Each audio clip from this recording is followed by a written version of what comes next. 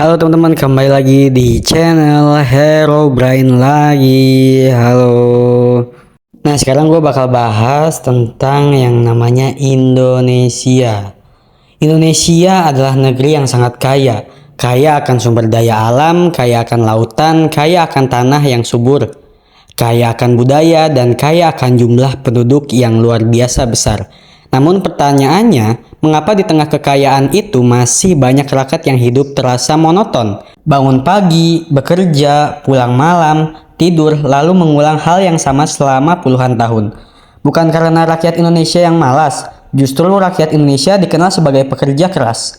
Banyak yang berangkat sebelum matahari terbit dan pulang ketika langit sudah gelap. Mereka berjuang demi keluarga, demi anak-anak, demi masa depan yang lebih baik. Tetapi seringkali hasil kerja keras itu hanya cukup untuk bertahan hidup, bukan untuk berkembang. Salah satu penyebabnya adalah pola pikir yang sejak lama dibentuk untuk mencari keamanan, bukan menciptakan peluang. Sejak kecil banyak orang yang diajarkan untuk sekolah, mendapatkan nilai yang bagus, lalu mencari pekerjaan yang stabil. Tidak banyak yang diajarkan bagaimana membangun usaha, mengelola risiko, memahami investasi, membaca peluang pasar, atau menciptakan lapangan kerja.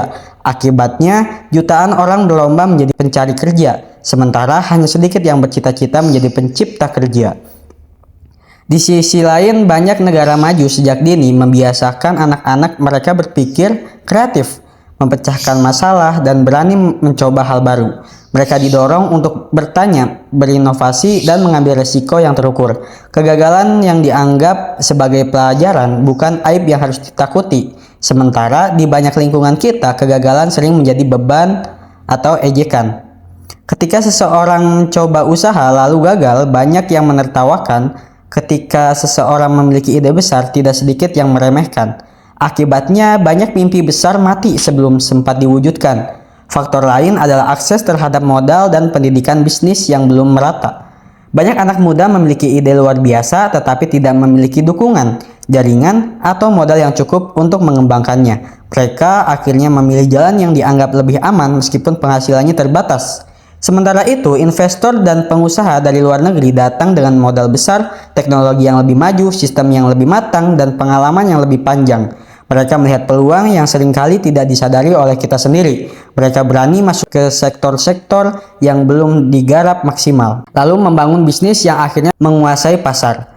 Ironisnya, kadang kita hanya menjadi konsumen di negeri yang seharusnya bisa kita kuasai sendiri. Namun, masalah terbesar sebenarnya bukan pada kurangnya modal atau kurangnya kesempatan.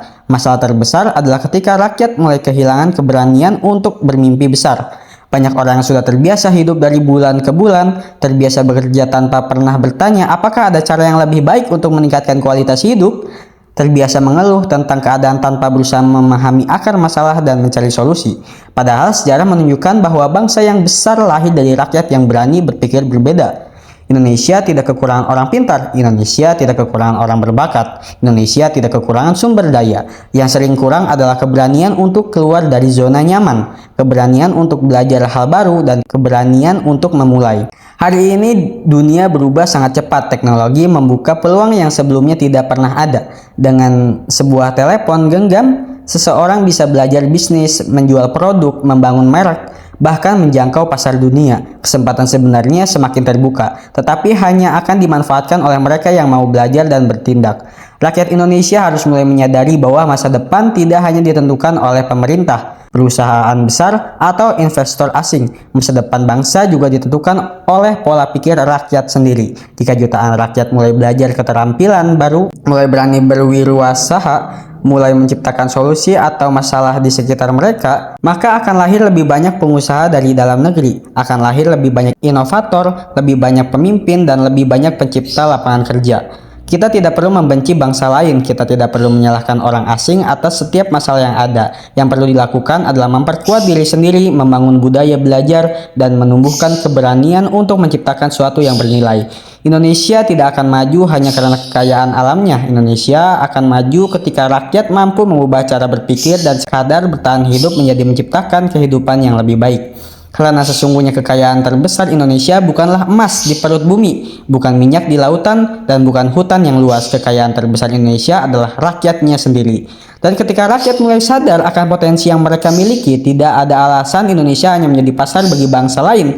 Indonesia bisa menjadi bangsa yang melahirkan lebih banyak pengusaha, lebih banyak inovasi, dan lebih banyak karya yang membanggakan dunia. Pertanyaannya sekarang bukan lagi mengapa keadaan seperti ini, tetapi apa yang akan kita lakukan mulai hari ini untuk mengubahnya. Oke, terima kasih. Sekian dari gua. Semoga bermanfaat. See you next time.